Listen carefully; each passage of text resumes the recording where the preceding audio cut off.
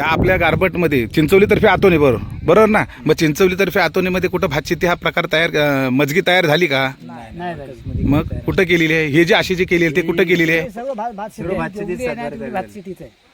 बरं, म्हणजे कुठेही वर्कर्सवरती तुमच्याकडे कधी ह्या भागामध्ये कुठेही ट्रॅक्टरने असं काम केलं नाही ना?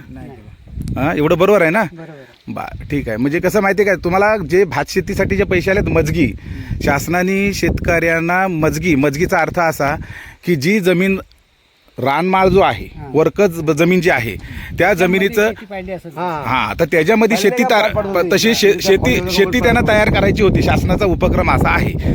आणि तुमच्या चिंचवलीतर्फे आतोनीमध्ये त्यांचं म्हणणं आहे की आम्ही मजगी तिथं जाऊन तयार केली.